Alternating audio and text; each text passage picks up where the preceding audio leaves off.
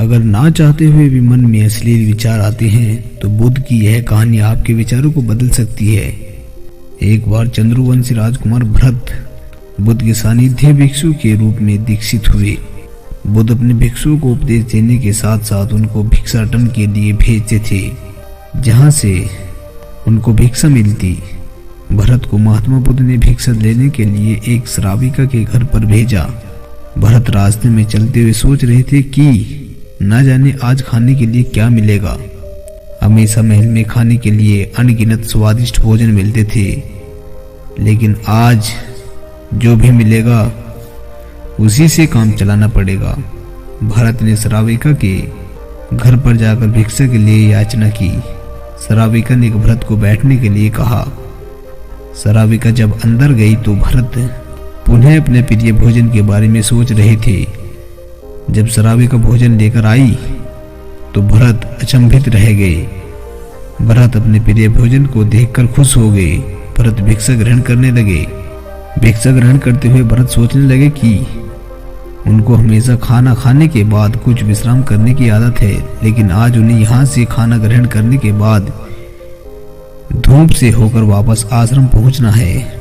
भोजन हो जाने पर श्राविका ने भरत को कुछ समय विश्राम करने के लिए आग्रह किया। भरत पुनः खुश हो गए।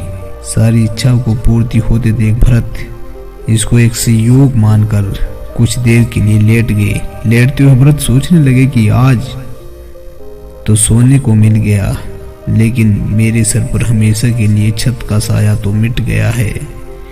जब भरत सोकर उठे तो श्राविका ने कहा कि आपको जब तक यहाँ पर रहना है आप यहाँ पर ठहर सकते हैं।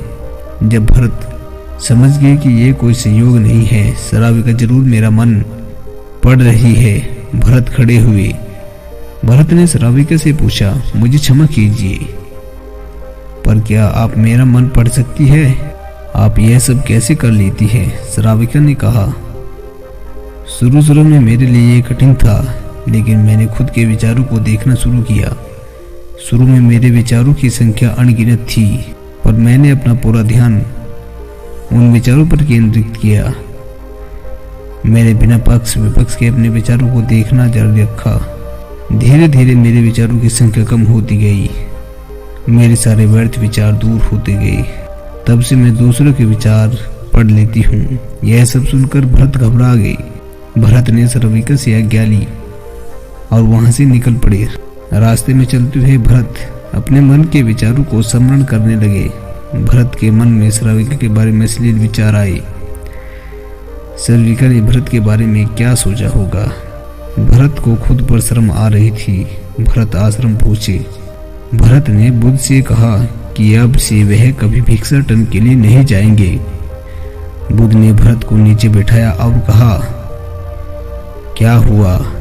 तुम मुझे अपनी व्यथा विस्तार से बताओ। भरत ने विस्तार से सारी बात बताई। भरत की बातों को सुनकर बुद्ध ने कहा कि आज से 7 दिन के लिए श्राविका के घर पर भिक्षा लेने के लिए तुम ही जाओगे, लेकिन तुमको कुछ बातों का ध्यान रखना पड़ेगा। कल तुम जाते हुए अपने चित्त को पूरे होश हवास में रखना। तुम्हारे अंदर कौन से विचार उठ रहे हैं उन पर ध्यान केंद्रित करना। होशपूर्ण और जागरूकता के साथ ध्यान करना कि कौन सी वासना तुम्हारे भीतर उठ रही है। इन सभी का ध्यान करते हुए जाना और फिर मुझसे विचार विमर्श करना। अगले दिन भरत बुद्ध के बताए हुए अनुसार पूरे मार्ग में अपने होश को जागृत रखते हुए चला जा रहा था। भिक्षु आज पूरी तरह से जगा हुआ था। जैसे जैसे श्राविका का घर नजदीक आ रहा था, भरत की घबराहट बढ़ रही थी। भरत ने अपनी घबराहट को एक तरफ करते हुए बुद्ध के विचारों पर ध्यान केंद्रित किया। जब भरत श्राविका के घर पर पहुंचा तो उसके दिमाग में केवल एक सन्नाटा था, जिसके भीतर कोई वासना नहीं, कोई कामना नहीं, ना कुछ अच्छा पाने की इच्छा थी। भिक्षु भरत ने भिक्षा ली, ग्रहण की और वहां से वापस निकल गया। आज भरत रास्ते में नाचते हुए आया। आज उसको जिस आनंद की अनुभूति हुई वह अद्भुत थी। आज से पहले इस आनंद को उसने कभी महसूस नहीं किया। भरत ने आश्रम में जाकर बुद्ध को प्रणाम किया।